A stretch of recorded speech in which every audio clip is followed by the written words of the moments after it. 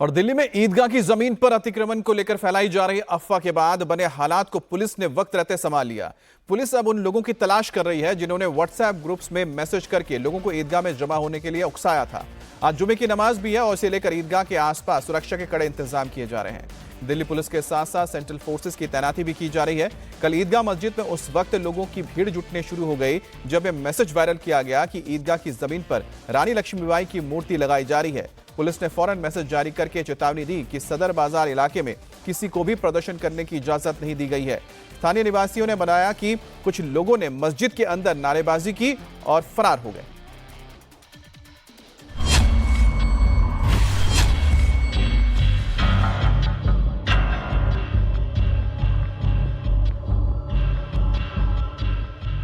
ये दिल्ली की शाही ईदगाह है जहां पुलिस का जमावड़ा है।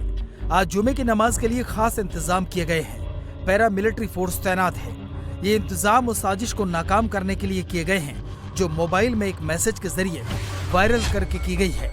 इस मैसेज का मजमून बेहद भड़काऊ है।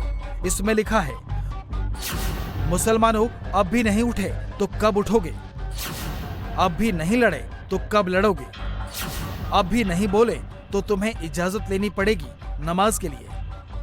शर्म करो, क्या मुंह दिखाओगे खुदा को।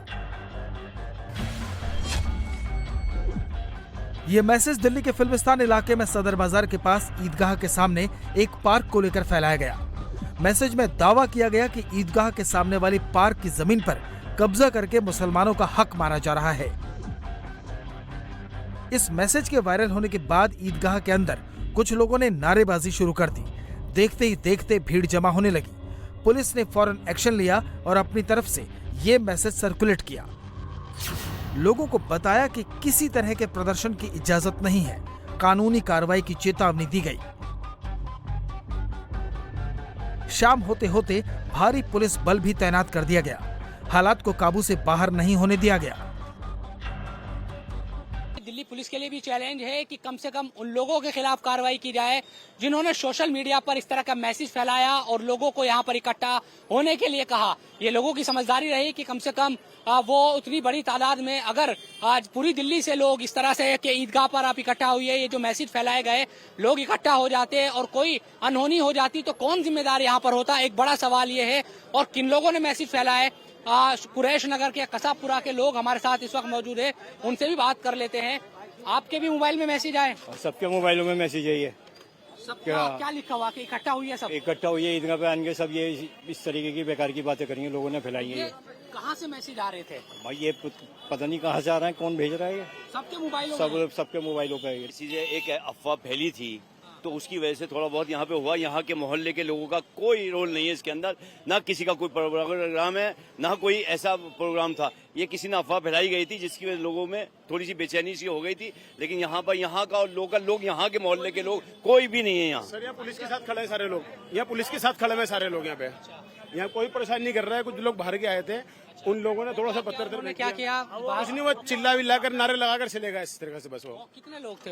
वो 10-20 लोग थे, सारे चले गए। वो कर आगे ऐसी क्या मतलब नारे चिल्ला रहे थे ऐसी, बस पुलिस के ऊपर चिल्लो किस तरह। ग्रुपों पे फैला हुआ है, जितने भी लोग हैं ग्रुप जुड़े हुए होते हैं, सबके ग्रुपों पे ये मैसेज चल रहा है।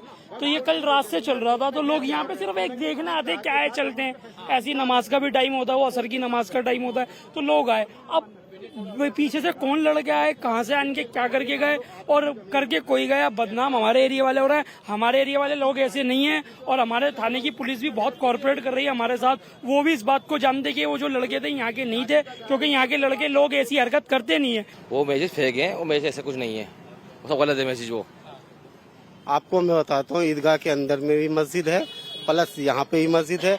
ऐसी कोई मैसेज नहीं फैलाई गई जो 4 बजे आना है, नहीं। ये नमाज का टाइम होता है, तभी नमाज पढ़ने आते हैं, फिर सब चले जाते हैं। सर सुना बात खैर हमने नहीं सुनी और ना हमने व्हाट्सएप वगैरह यूज करा है। बाकी अगर रैली के बजाय सर यहाँ एहतिजाज किया जाता, रोड पे खामोशी से प्रोटेस्ट किया जाता, प्रोटेस्ट की इजाजत है, संविधान। पुलिस पूरी सतर्कता बरत रही है। स्थानीय लोगों का कहना है कि ये बाहर से आए तत्वों का काम है।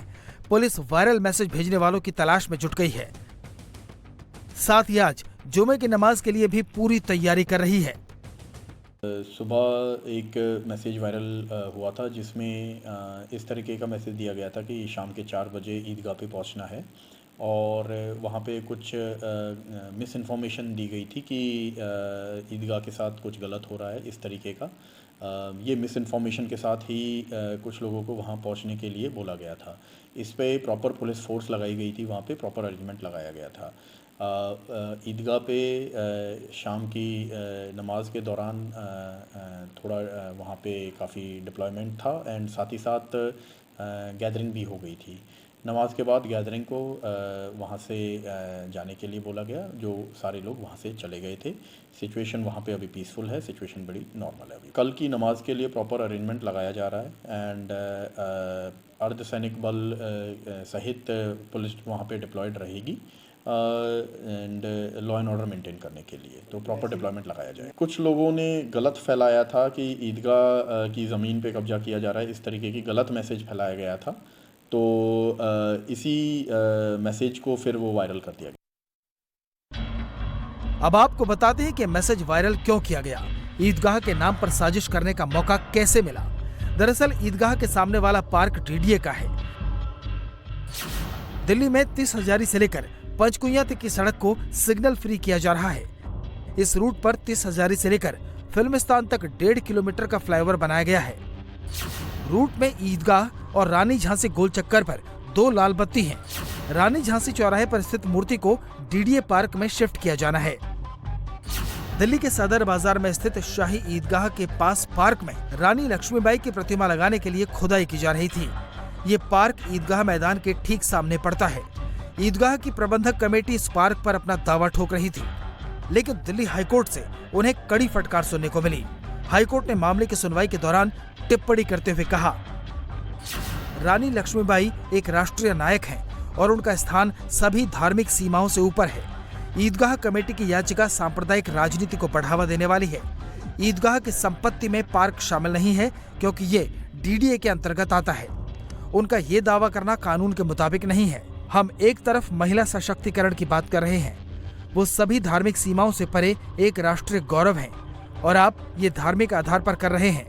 इतिहास को सांप्रदायिक राजनीति के आधार पर न बांटें। ये जगह जो है शुरू से ही शाही ईदगाह की, सारी जगह जो है शाही ईदगाह की है ये। हाँ, कोर्ट ने तो फैसला सुना दिया कि भाई मूर्ति लग सकती है, अब क्या? अब देखिए कोर्ट ने फैसला सुनाया है तो जो हमारे बड़े हैं वो इस चीज को जाने, वो कैसे क्या इस चीज को कोर्ट को क्या चैलेंज करते हैं, या हम लोग दूसरे कोर्ट में जाते हैं, हाई कोर्ट में जाते हैं, सुप्रीम कोर्ट में जाते हैं। इस चीज को हम आगे देखेंगे, जो हमारे बड़े फैसला करेंगे। का तो प्रोटेस्ट के लिए तो पूरा था कि यहाँ पे प्रोटेस्ट होना है, मगर पुलिस का जो इतना ये जो बल बना हुआ है वो तो अंदर एंट्री तक नहीं करने दे रहा, मस्जिद के अंदर तक नहीं जाने दे रहा। तो क्या मतलब प्रोटेस्ट में क्या कहना चाहते थे भाई, क्या बात हो? कि यही है बात हमारी कि जो हमारी जगह है, हमारी जगह पे ये काम क्यों हो रहा है मूर्ति का, यही है हमारा। अब लेकिन कल हाई कोर्ट में वक्फ बोर्ड ने तो कह दिया भाई हमारी तो जमीन ही नहीं है। वक्फ बोर्ड ने क्या कह दिया, हाई कोर्ट ने क्या कर दिया, इस टाइम तो कुछ पता नहीं चल रहा। हाई कोर्ट और ये सरकार किससे क्या हो रहा है हमें कुछ समझ में नहीं आ रहा, मगर हमारी जगह पे जो हो रहा है हम तो उस जगह के लिए अपने प्रोटेस्ट के लिए खड़े हुए थे। हाई कोर्ट के फैसले के बाद 25 सितंबर को पार्क में खुदाई का काम शुरू हो चुका है। मूर्ति लगाए जाने पर स्थानीय लोग कोर्ट का आदेश मानने की बात कर रहे हैं, लेकिन पुलिस के लिए चैलेंज वो शरारती तत्व हैं जो वायरल मैसेज करके लोगों को भड़का रहे हैं।